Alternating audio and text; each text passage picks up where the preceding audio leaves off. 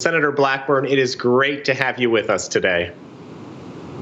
Thank you so much. I am delighted to join you and say thank you so much for all the help that you all have pulled forward as we have worked on how to address this COVID-19 crisis. Well, you have been an outspoken critic of China in particular, and I want to begin there. How would you describe the United States' relationship with China today? You know, Rob, I think we have to begin to look at it not so much as a competitor, which of course they are, but also as an adversary. If I had to tag it with what it most closely resembles, it is a Cold War footing. And there's quite a bit of conversation around that now. And how did we get to this? Is COVID-19 China's Chernobyl? Are they going to try to change and revise history around what occurred with this? And are we going to have to begin to address how they have lied, cheated, and not been transparent through COVID? And that, of course, we've seen them lie and cheat and steal when it comes to issues of working with U.S. companies and reverse engineering and stealing intellectual property rights and taking away income that should have been going to American innovators. So we have to begin to think long and hard about, we didn't get to this point overnight. It isn't just about COVID.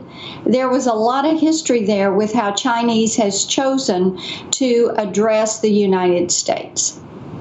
I'm glad you brought up the issue of transparency. That is an area that we are focused on at the Heritage Foundation. And I wanted to ask what some of your biggest concerns are with regard to China's lack of transparency when it came to the coronavirus. Well, we have to start with looking at the fact that they knew for 51 days that they had an outbreak. There were 3,000 people that had the disease before they said anything, and they locked people in their apartments and left them to die. We know that President Xi knew about this for 6 days before he said anything. We knew that during this 51-day time period, what were they doing? They were buying up PPE, stockpiling it. And what did they do? They upped the price. They caused a problem. Then they profited from a problem. There are thousands, tens of thousands of people that have lost their life because China refused to say what they knew, and they tried to blame it on the U.S., they tried to blame it on Italy, they tried to blame it on all sorts of other things rather than take the responsibility for what had happened. You know, we've seen in recent days the United Kingdom make some moves against its decision to work with Huawei. And Huawei has been a concern of yours as well. I know it's an issue that the Heritage Foundation has been advising Boris Johnson on, and we're grateful to see the UK move in this direction. What are some of the things that Americans need to know about Huawei, and why are you concerned about them?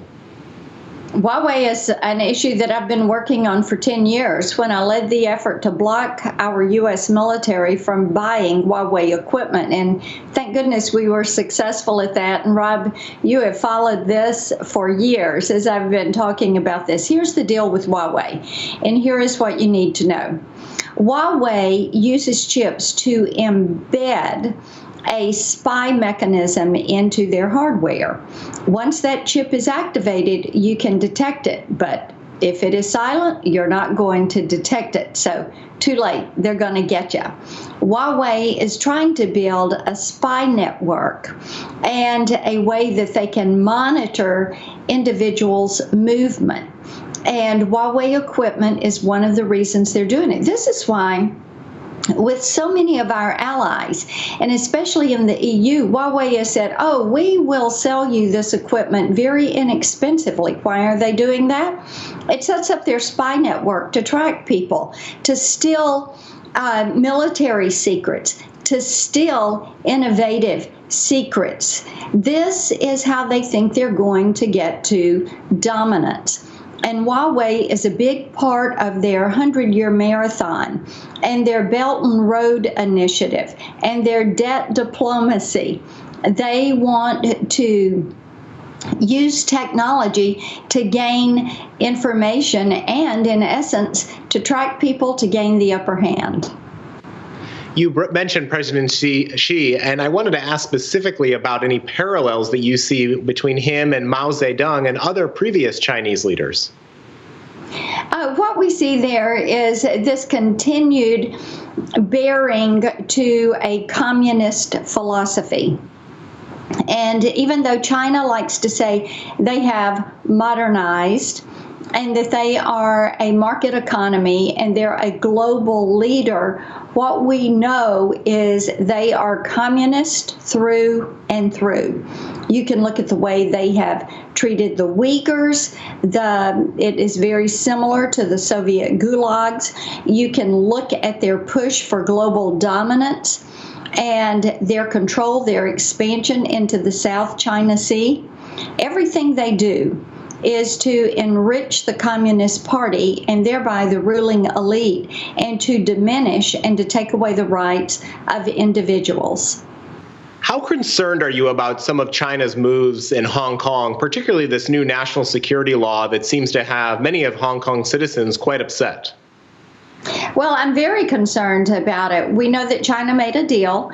China now is trying to retract that and bring Hong Kong under their umbrella. And Rob, what they're trying to do is shore themselves up. Their economy is failing. It is in disarray. They are losing manufacturing partners, certainly losing them to the U.S., losing them to the EU. Other people are stepping in to fill that void for countries that do not want to trade with China. And China thinks that they can kind of step past this if they scoop up Hong Kong and get that financial center that is Hong Kong back under the mainland China umbrella. I think what they're going to see is the other nations of the world are not going to agree with them. The other ASEAN nations, those in that region, are not going to agree with them on this. So it is going to they're going to have some pushback. They should expect that pushback. But, Hong Kong is going to continue to fight, and we're going to continue to support them. Well, and we will be there with you. We certainly are keeping a close eye on the situation there at Heritage. Looking domestically, as you know, Heritage created the National Coronavirus Recovery Commission in April, and one of its primary missions is to save lives and livelihoods and also put forward a plan for reopening America. We've delivered 264 recommendations to leaders all across this country, including you as a member of Congress in the U.S. Senate. Tell us about the experience that you've had there in Tennessee in terms of reopening the economy, and what lessons you've learned that maybe you can share for the rest of America. One of the big lessons is trust people. People are smart. They're going to make wise decisions. They do not want to get COVID, or they don't want to give it to anybody if they've got it. And people will go about doing the right thing. They want government out of the way and serving people in the proper way, but not taking away their rights and liberties and freedoms. In Tennessee, we opened up early, a little bit ahead of the April 30th date. Companies are opening, businesses are opening their doors, people are getting back to work. I was talking with a gentleman that has a furniture store up in Knoxville. They have had some of the best days they have ever had because they stayed open the entire time. They kept their employees on the payroll the entire time. People are honoring that, and people love their freedom in Tennessee.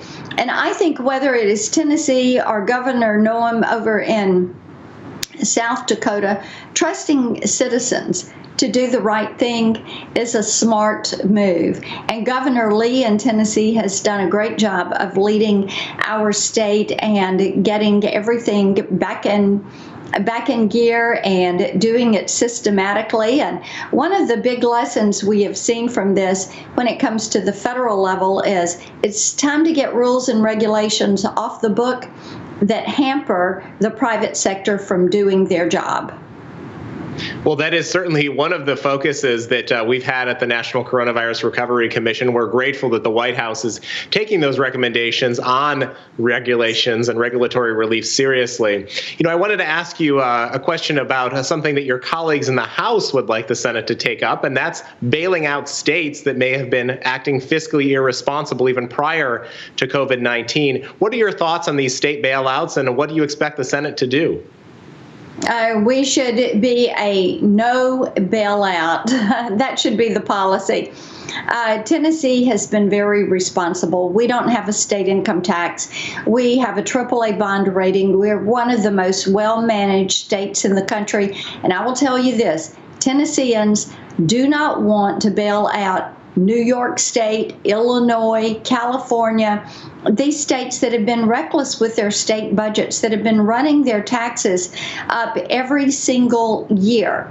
So I think that what you're going to see is more well-managed states are going to push back on this, and I'm not going to be supporting bailing out these states or letting them come to the federal.